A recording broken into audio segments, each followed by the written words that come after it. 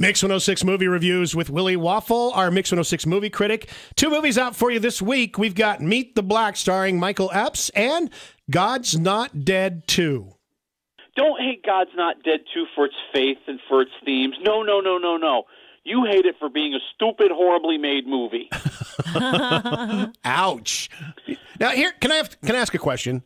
Sure. If you're a marketing department for a big company releasing movies, why do you do this the week after Easter? Wouldn't you do this the week of Easter? I would think so too. Yeah. You go to church and, hey, let's go see an uplifting movie about religion. Well, I think that the idea was, first of all, depending on where you live in the world, you might have had the week before Easter off, you might have had the week after Easter off as far as the spring break for the kids. So that timing issue is out there. The other issue they faced is last week, every screen on the planet was showing Batman versus Superman, and they probably couldn't get any theaters that were interested in putting it up there yet. All right, that totally makes sense. So Yeah. This is a waste of a couple of hours then? Yeah, and it's really just a movie filled with all sorts of people who used to be famous. I think God's Not Dead 2 just proves that here's the following list of people who you thought might be dead but are not. Pat Boone, Jesse Metcalf, the guy from Ghostbusters, and Robin Givens. It turns out Robin Givens is still acting. Wow. I do have to say, I thought Pat Boone was dead. Right.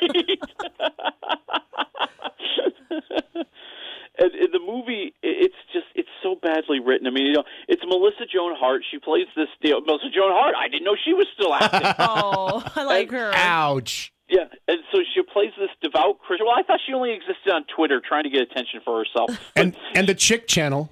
Right.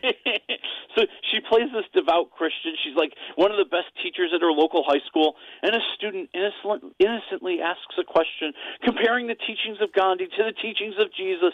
And to be honest with you, the teacher gives a pretty decent answer. But there's controversy because she said the word Jesus. And now the ACLU's coming in, and they're suing, and Melissa Joan Hart might lose everything. And it's a movie that's clearly written only to fan the flames and the passions of people who feel Christians are being persecuted in the world. They create this straw man scenario that's too simplistic to be taken seriously. It's full of too much stiff acting. It's full of too much bad screenwriting. And then there's poor Ray Wise, the actor who plays the ACLU attorney. They might as well call his character Satan, because every time something bad happens to Melissa Joan Hart, they do a quick close-up of Ray Wise, and he's got that devilish grin on his face, and he just knows he's getting what he wants. And it's so bad. It started to make me laugh. This became a comedy at some point. Now, I don't think it was supposed to be a comedy, but I think he might win the best actor in a comedy Golden Globe next year. So what did you give it?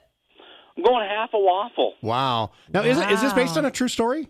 Well, what they said is they pulled ideas and themes from real court cases that have been out there. Okay, so it's not an actual true story. It's not an actual true story, just kind of, out there. All right, so let's get to the movie that is based on a true story, Meet the Blacks. Right.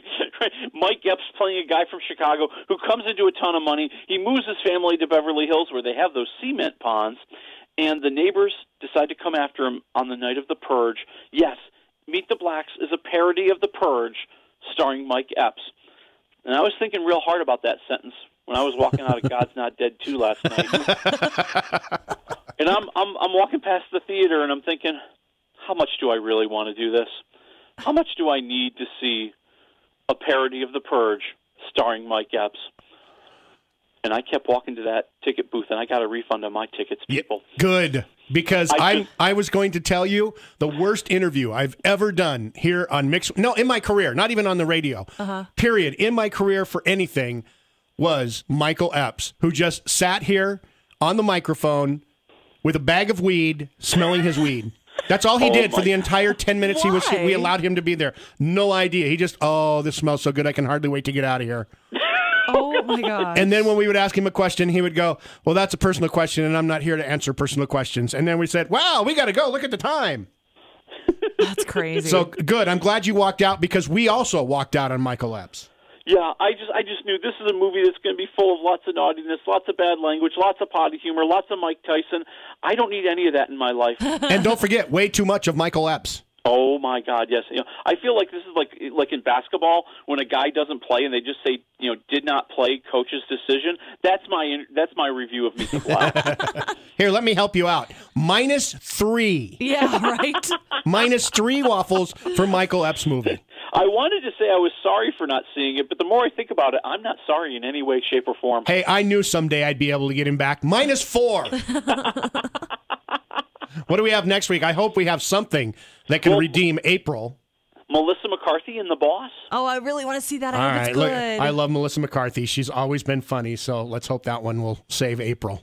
Well, compared to some of the stuff we've been seeing, this could be like Gone with the Wind. What? That really is saying something. It could be the Citizen Kane of our generation. All right, we'll talk to you next week, Willie. All right, talk to you Thank later. you.